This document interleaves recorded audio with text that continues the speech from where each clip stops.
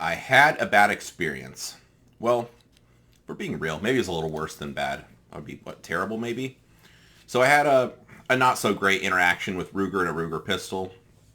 I don't really like making videos like negatively, but I also realize if you aren't transparent with the issues that happen, then it's like kind of tough to take people serious, like people that only say good things. So anyway, I'll try to kind of summarize this because this played out for maybe 4 months or so, 5 months. But I think it's just kind of worth explaining and talking through because it's kind of tough to troubleshoot issues sometimes. So maybe that's a good takeaway from this. Anyway, I wanted to suppress a Ruger or a 22 handgun just because 22 suppressors are cool. They're about as loud as snapping your fingers, maybe even a little bit quieter. More like a staple gun. Just kind of a fun and cool toy. Anyway, I just wanted one for no practical reason because, hey, sometimes you got to do that. So, I just wanted to get something threaded right off the bat. Look through kind of the options. The Volquartsen and stuff is obviously super choice, but pretty pricey. I decided like, hey, the Ruger handguns, the 2245 or the Mark, what is it now, Mark 4 series, has easy takedown. They're kind of just, I don't know, for most people would say the gold standard for 22 pistols, or kind of at least I thought. So I bought a Mark 4 lightweight 2245. Well, I ended up with this after a bit of drama, so I'll kind of explain in the meantime what happened. So when I bought the pistol, like I said, it was this year, so maybe 4 months ago, 5 months ago, I think. Taking it to the range, like the first time, I'd bought 4 different types of ammo to try. Kind of the usual suspect, CCI standard velocity, some high velocity stuff, some Federal bulk pack, Federal auto match, I like that stuff. Kind of a lead, like standard velocity bullet, and some Remington high velocity stuff, which I didn't have super high hopes for, but it's just kind of, covering the bases, trying different ammo. So anyway, go to the range, and none of them are really that reliable, for being honest. So, clean the gun, try different lubes, but it's like it's not like a gun that I'm super serious about, so I'd only take it to the range, I don't know, a handful of times, maybe once a month or something, which really isn't the best on my part as far as troubleshooting, but it's not a super high importance. And other things going on, I got it just to be something fun to do, or when I take nieces, nephews, friends, whatever. I take my fiance to the range. It's just something fun to play with. It's not like I'm going to train with it or have any super high goals. So if it jams once in a while, it's fine. But you want something reasonably accurate, reasonably reliable, all that kind of stuff. And honestly, the gun just kind of sucked. So I talked to my friend Todd, and ended up getting a different recoil spring and guide rod. So it'd be this piece from Volquartsen. Dropped that in the pistol. It was somewhat more reliable, but honestly not enough that I could even finish a steel challenge match without needing to stop and relubricate the gun with any kind of ammo. It was just kind of annoying. So I somewhat lost interest. Didn't shoot it that much. We were like, well, Ruger's supposed to be the best. I know 22 ammo is dirty, but this is just annoying. So it was just like I didn't really have a favorite type of ammo. I'd still go to the range with 3 different types and just dink around, or whoever I took with me, and that's that. So then my friend Todd, again, being the smart 22, he's big into Steel Challenge and 22s and that kind of stuff, Volquartsen and stuff, sent me a link, and there was Volquartsen did a scratch and dent sale on a bolt. And he's like, hey, you should try this. This is a good deal, which, man, their scratch and dent or whatever these are, factory blem, it looks like brand new. I don't know where you'd find a blemish on it, and mechanically it's fine. So anyway, bought that. It's maybe $100, $150, I don't remember. It didn't seem super expensive, and it just plugs into my regular Ruger gun, and started shooting that. And for the first time, the Ruger was actually somewhat reliable. It would probably get, I don't know, let's say if I shot 100 rounds, it would jam 5 times, which most people would be irritated, but compared to what had been previously, that was totally fine. So if I'd get 5 malfunctions in 100 rounds with one specific ammo type that I could just zero the gun to, sounds good to me. So pick the ammo type that seemed to be the most reliable. The Federal auto match was the stuff that seemed to work the best.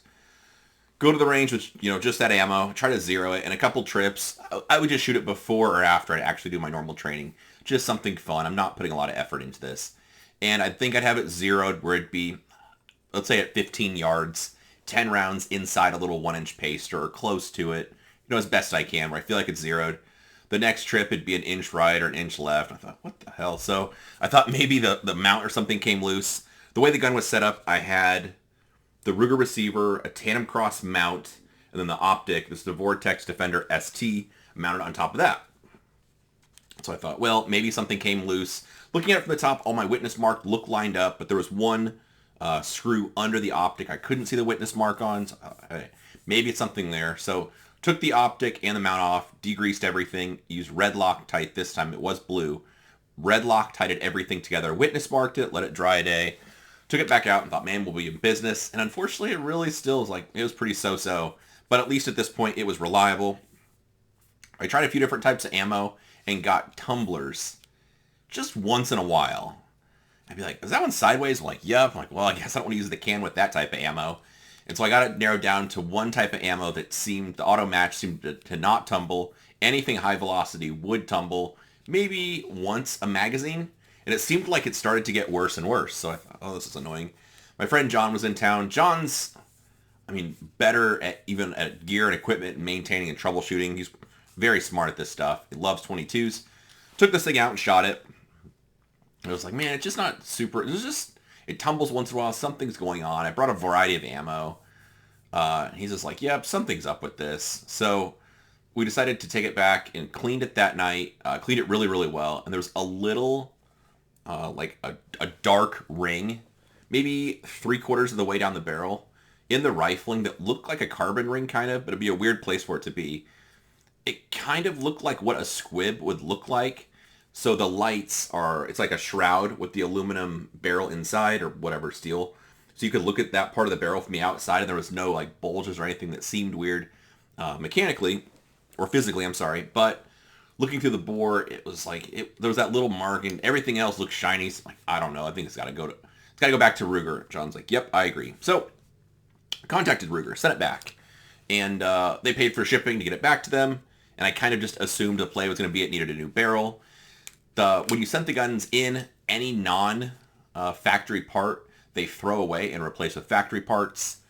For the lower, I already had a Volquartsen trigger and some springs put in it, so I didn't want to have to tear all this stuff out and put all the factory parts back in anyway, because it's a little bit of a pain to do it, and it's just the upper. It's not, the issue with the barrel is not related to changing a lighter spring or trigger. That's not going to play into it. So I just sent them the upper with the bolts. I took all the optics off it and just sent them that.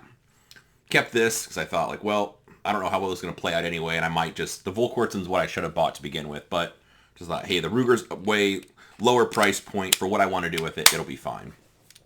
Well, like I said, turns out it didn't. Ruger sent me an email. It was a week later, and at this point, I was kind of getting annoyed, so I was thinking, I don't know how long it's going to take. I should have just bought the Volquartsen. And so Ruger sent me an email, said that the barrel was found, that it needs to be replaced. No other details. They're going to charge me $81, I think $50 or something to replace it, which $80 is not the end of the world, but the gun had maybe, it'd be less than 3,000 rounds through it. So, and it's not that old of a gun. It's I think this was like that from the factory, or it never was reliable, at least. In 22 ammo, it's not like you could reload it, or I shot, anything that would bulge it, or barrel obstruction, or, it's just 22 ammo. But anyway, they determined I was at fault. I needed to pay for a new barrel. So I considered asking them just to destroy the serial number, but instead I was like, yeah, I guess. So replied to the email, yep, how do I pay for this? She's like, oh, you can just call my direct number. Call this person's direct number, 3 different days. I just get a voicemail. Of course, she sent me, the email for the customer service was when I was on the range teaching that day. So I couldn't reply right then. The next 3 days, during business hours and one after hours time tried. I just got, one time I got a voicemail. The other time I got messages saying it couldn't be, the person was out of the office or something, but there's no option to leave a voicemail. Super stupid. Then I just replied to her email. It's hey, yep, let me know when you ever want a credit card, just call me. Then I get a phone call from The original ones were from Arizona. Instead, then I get a phone call from, it's like North Carolina, a Ruger Repair Center, referencing my email to take a card payment. Of course, that point called when I was on the range also. This is like another week later.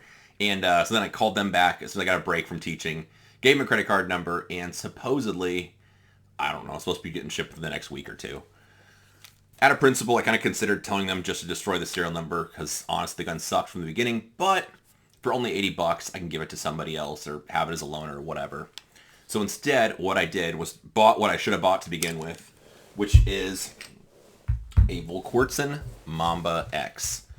What this is well, Volquartsen stuff, so you know it's like super high quality.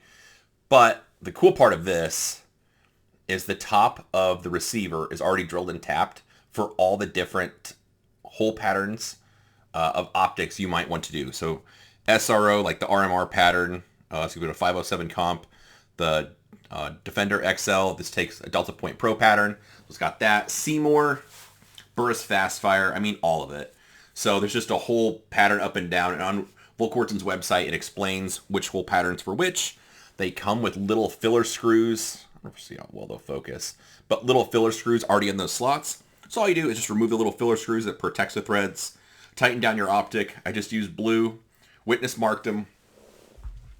Let this thing dry over to the night, or overnight. I put in the Volquartsen bolt I'd already bought on top of the 2245, the same receiver that I've been using previously. I know you're gonna be surprised, but I took like 3 different types of ammo and it ran them all fine. No malfunctions, no preferences. I didn't need to stop and lube the gun. I fired maybe 300 rounds through it. The first day, no issues. Not a malfunction with any ammo type. In fact, the worst ammo type in the other gun was the Federal High Velocity, just the bulk pack stuff. This gun shoots it super well and it groups really, really well. So anyway, I should have just bought the Volquartsen to begin with. The Ruger receiver, when I get it back, I don't know. It's got a serial number on it, so I can't just like party to party sell it, but maybe I'll find a dealer that wants it or keep it as a backup, whatever. But I don't even have any desire probably to test it because I kind of think it's going to be a joke and nothing's going to compare after this. So I got the factory Ruger lower on here with the Volquartsen trigger parts. This part, the upper, was not that much money. I think it was $400. So again, yeah, this costs more than what the factory light costs, but this actually works. It's reliable, shoots any ammo type. The scope mounting situation is much better because the optic's way lower. And when I ordered it from Volquartsen, they have, it's like a custom shop, but not really. You just use little drop-down boxes to pick which options you want and don't want. So I did not want the compensator that they offer on it. So I just left the gun just a threaded barrel with the thread protectors. That way, I can attach the suppressor, just take it on off, and then when I'm not using the can, it's got a little thread protector and washer that keeps that in place. So anyway, this is what I should have bought to begin with. Maybe other Ruger guns are better, and I just got a lemon. I know Ruger has a good reputation. But the 2245 light I bought was total garbage, and like I said, I kind of debated about asking him just to destroy the serial number out of principle because I don't know why. Like paying him $80 to repair a gun that's just going to be a loaner or sit in the safe. Kind of like, I don't know. Anyway, that's my story. Can't speak highly enough about the Volquartsen stuff, though. If you are in the market for a 22 pistol, you pay a little bit more money, but this is a way nicer product. So far, I think I had one malfunction with this.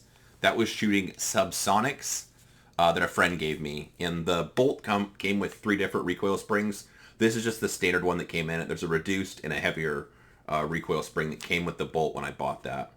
But with anything standard velocity or high velocity, it works fine.